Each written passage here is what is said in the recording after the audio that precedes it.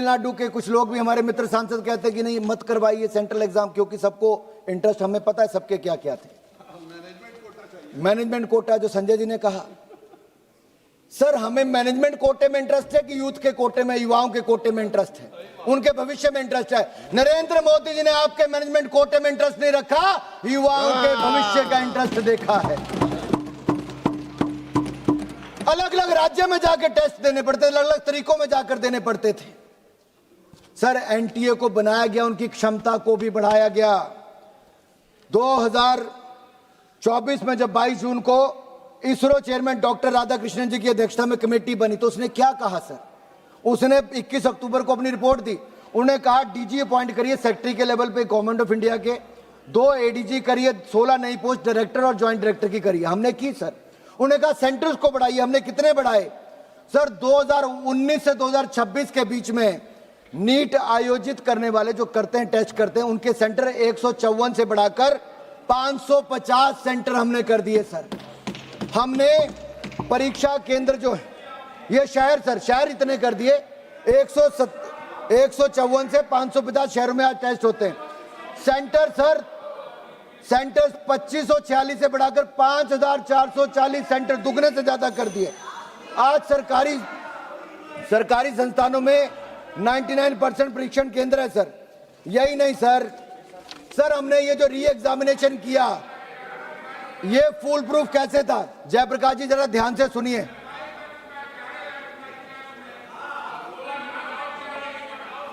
Sir दोनों सांसद हरियाणा से हैं। मैं दोनों सांसदों से पूछता हूं, अपने दिल पर हाथ रख के बोलना, 10 साल जब आपकी सरकार थी, खर्ची और पर्ची की सरकार थी सर, खर्ची और पर्ची, क्या खर्चा करो या पर्ची पर लिखकर आता था? सर ये चाहते थे कि हरियाणा की कांग्रेस सरकार का लाऊ। जयप्रकाश जी, खर्ची और पर्ची की सरकार हरियाणा में चलती थी 2004 से 14 तक। युवाओं ने आपको बाहर रखा है सर इनको बिठाइए सर, मेरे 3 मिनट और हैं सर।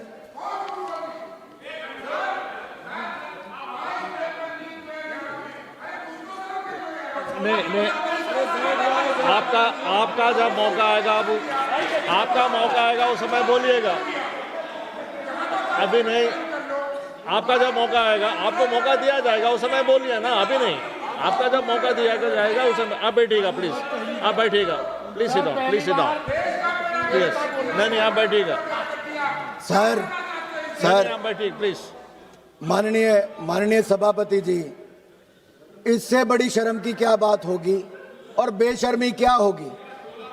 कांग्रेस के सांसद जो जिस राज्य से आते हैं, जहां हरियाणा की खर्ची पर्ची की सरकार की मैंने बात की, वो आरोप आपकी सरकार पर प्रदेश के युवाओं ने लगाए और आप बेशर्मी के साथ यहाँ खड़े होकर कहते हो अरे आपने ध्यान दिया होता तो ऐसा नहीं हुआ होता।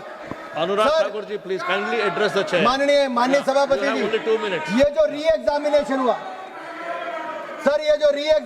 हुआ सर, इसके लिए व्यापक स्तर पर सर अब तक की सबसे व्यापक और बहुस्तरीय सुरक्षा की व्यवस्था की गई सर। युद्ध स्तर पर काम किया गया सर। 2 महीने से कम में री एग्जामिनेशन नीट किसी ने करवाया तो नरेंद्र मोदी जी की सरकार ने सफल करवाया है सर। इसमें 2500 केंद्रों से बढ़ाकर 5440 केंद्रों पे करवाया। दुनिया के देशों में 14 शहरों में करवाया और सर 13 भाषाओं में करवाया।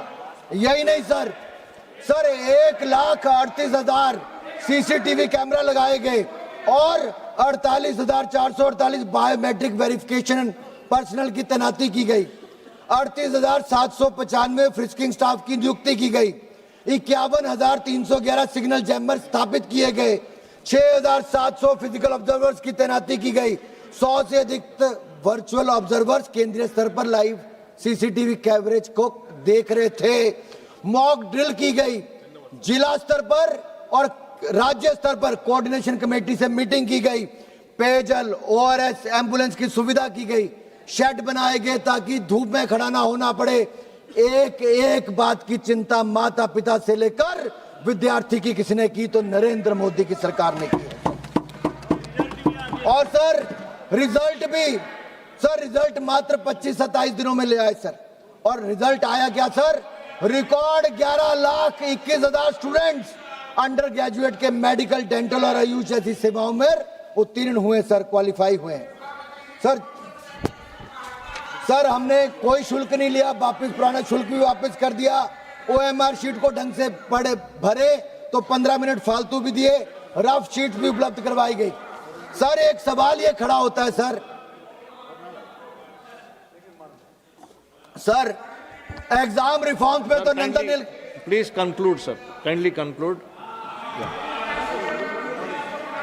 Sir I'll take last 3 minutes, but please tell them not to disturb, sir.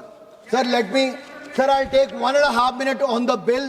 What are the provisions of the bill, and also what is the education reforms under the Modi government, sir? Just 3 minutes, sir. Okay. Meanwhile, sir, इनको बोलिए टोके ना, sir. Just one second. Honorable Minister would like to make any announcement.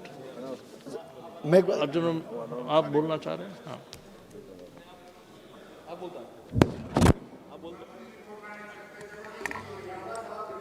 अध्यक्ष महोदय, ये सभी माननीय सदस्यों के साथ निवेदन है कि फर्स्ट फ्लोर पर MP डाइनिंग में भोजन की व्यवस्था की गई है।